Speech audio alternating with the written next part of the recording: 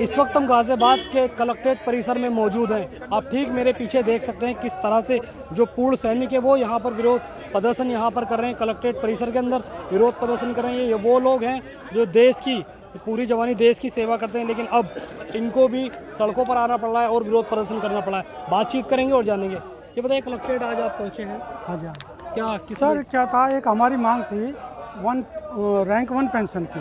2014 के बाद ये हमारा संघर्ष चला। वो बात गवर्नमेंट ने मान ली हमारी, लेकिन वो मानने के बाद उसका बंटवारा सही नहीं किया। उसका जो है बंटवारा सही नहीं किया। वो एक न्याय और अन्याय की लड़ाई है। सरकार ने क्या काम करा है, जैसे 2 बेटे होते हैं, एक को तो रोडपति बना दिया, एक को करोड़पति बना दिया।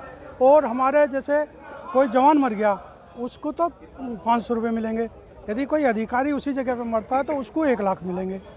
और हमारा जो है और ऐसी कोई 18-20 वो हैं जिसमें काफ़ी डिफरेंस है। विधवा हैं और वो विकलांग है, हम विकलांग हो गए तो हमें तो 500 मिल रहे हैं, उन्हें 50,000 रुपये मिल रहे हैं। तो डिफरेंस हो अधिकारी जवान में, लेकिन एक रेशो से हो जिसका समानता हो कुछ।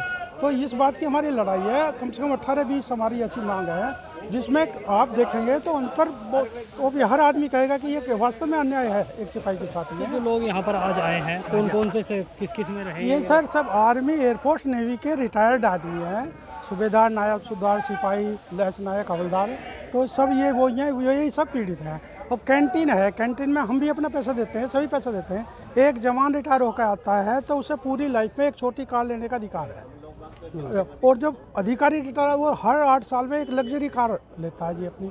तो पैसा जवान भी दे रहा, हम भी दे रहे हैं। तो ये ऐसी असमानताएं फैली हुई हैं जिसके लिए हम सड़क पर उतरे हैं और विरोध कर रहे हैं। हम राष्ट्रपति को ज्ञापन दे रहे हैं। तो ये मांग सरकार को हमारी माननी पड़ेगी। अच्छा, कहीं ना कहीं आप मानते हैं कि सैनिकों के साथ सौतेला व्यवहार करा जा रहा है जिस तरीके से इन्होंने बताया? बिल्कुल, बहुत ज़्यादा सौतेला है और शायद 70 साल में अब अंत हो चुका है। इसी वजह से ये ऑफिसर्स के और जवान जेसीओ अलग अलग हुए हैं, यही कारण है। अब इसका कुछ ना कुछ तो निकलना ही चाहिए। कब तक पिसते रहेंगे? कितने साल दिया आपने आर्मी को? मैं 30 साल 6 महीने। कहाँ पोस्टिंग रही आपकी? JNK में रहा हूँ, आपका आंध्रा में रहा हूँ, महाराष्ट्र में रहा हूँ और लास्ट में 4 साल इंस्ट्रक्टर था मैं आर्मर्ड कोर सेंटर में।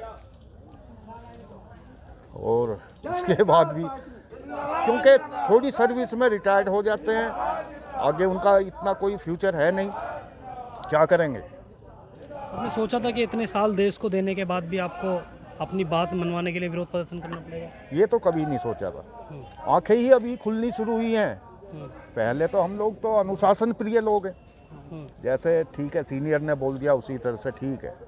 अभी आंखें खुल रही हैं, कितना डिफरेंस है, कितना क्या। एक को जो डिसेबल पेंशन मिलती है, एक जवान में एक अफसर में कोई फ़र्क नहीं है। फ़र्क है, इसका फ़र्क है। एक को 5,000, एक को 50,000 रुपया। गलत बात है ये।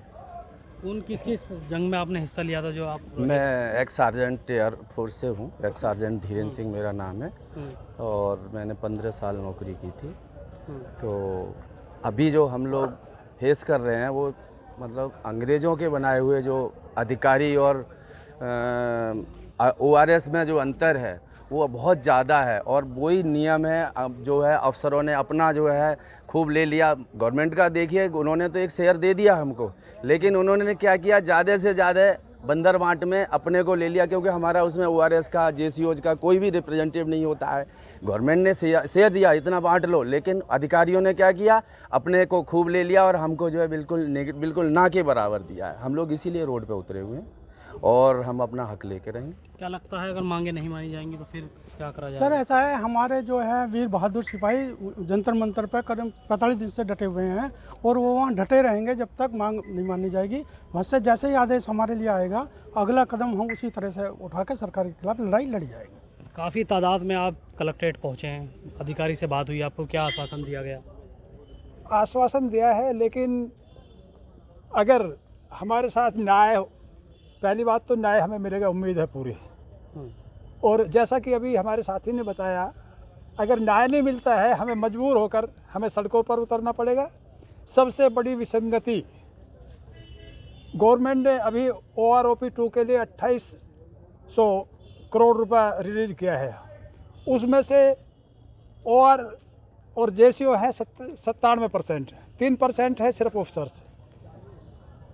97% को मिला है सिर्फ 700 करोड़ और 2100 करोड़ उन 3% को मिला है।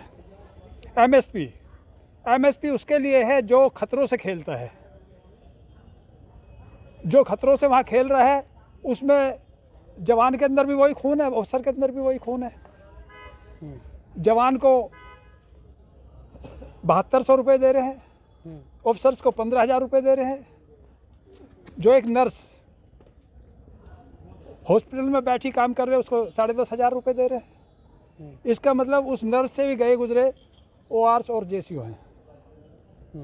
तो बिल्कुल साफ सीधी सी बात है, अगर गवर्नमेंट नहीं सुनती है, मजबूरन होकर, जैसे भी हमें जंतर मंतर से आदेश मिलेंगे, हमें सड़कों पर उतरना पड़ेगा, क्योंकि हमारे पास संख्या बल है, हम 97% हैं। और मैं उम्मीद करता हूं कि सरकार हमारी ज़रूर सुनेगी और हमें न्याय देगी। जो फौजी देश को अपनी जवानी देते हैं, उनको कहीं ना कहीं ये उम्मीद रहती है कि जो उनकी पेंशन होगी उनसे उनका घर चलेगा और गुजर बसर होगा, लेकिन उसके बाद भी अगर ये चीज़ें रहेंगी तो ये सरकार ने तो बिल्कुल ही उल्टा कर दिया। 73 से पहले 75% पेंशन OR JCOs की थी, ऑफिसर्स की 30% थी, जो अब बाद में 50% तो कर दिया OR JCOs का और 50% ही 30% से बढ़ा करके कर दिया ऑफिसर्स का। इसके अलावा फिटमेंट फैक्टर है, जवान JCOs के लिए 2.57 है, ऑफिसर्स के लिए कर दिया 2.81। ये कहाँ का न्याय है? क्या हम लोग किसी के बंधक हैं क्या? इस तरह तो गुलाम सेना होती है उसके साथ भी नहीं होता है। और वही है आज फौज के अंदर, अभी भी देखिए पुराने सिस्टम, बटमैन सिस्टम और क्या पता नहीं क्या क्या चले आ रहे हैं। इनका तो विरोध होना ही होना है, होना चाहिए।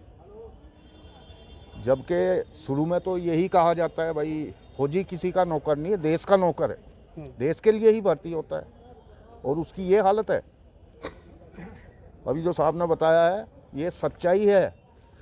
2800 करोड़ जो रिलीज हुआ है उसमें 700 करोड़ ही सिर्फ JCOs को मिला है, 2100 करोड़ उनको मिला है। ये कहाँ का न्याय है? चाचा नहीं, ऐसा जो साहब बता रहे हैं, सरकार ने तो दे दिया। मैं लहंस नायक रतन सिंह 1965 में भर्ती हुआ और 2 बार लड़े मैंने, 71 का और 65 का। उसके बाद में जो है मतलब जो कोर्स पे भेज दिया PHCI पे, वहाँ जो मेरे को बोर्ड आउट कर दिया, हड्डी टूट गई मेरे पैर की। मुझे इतना बोर्ड मिल रहा है कि उसमें जो है दाल रोटी का भी काम नहीं चलता है। मैं यहाँ पे बता रहा हूँ, जबकि वार होते ही जवान JCO आगे रहता फ्रंट में, मैं आपको बताता हूँ। और उसके बाद में बेनिफिट वो लोग ले जाते हैं जो AC में, जो मतलब उनमें रहते, बैंकरों में रहते। तो जवान को कोई भी इतनी असमानता कर दी है कि इतना फ़र्क कर दिया है कि जो उसकी पूर्ति करना। और एक विडोज है हमारी, जो विडोज है हमारी, जो मतलब वीर नारी जो हैं, उनके लिए एक ऑफिसर की औरत को जो 75,000 और एक जो हमारी ORs या JCOs की वो हैं उनके लिए 11,000 रुपया। तो ये बहुत एक जो है वो कर दिया गया। तो इसको सरकार को सोचना चाहिए, जो पैसा दिया उसको अधिकारी लोग खा गए, हमारे तक नहीं आने दिया। तो सुना आपने, ये हमारे साथ थे, ये सब पूर्व सैनिक थे जो आज गाजियाबाद की कलेक्ट्रेट पर पहुंचे थे, अपनी बातें बताई। कहीं ना कहीं एक दर्द इनका साफ ये बयां हो रहा है और अपनी पीड़ा ये लोग बता रहे हैं। साफ तौर पर इनका कहना है कि अगर इनकी बातों को नहीं सुना जाएगा तो इनका जो विरोध प्रदर्शन है वो बड़ा भी रूप ले सकता है। सोनू खान, जनहित टाइम्स, गाजियाबाद।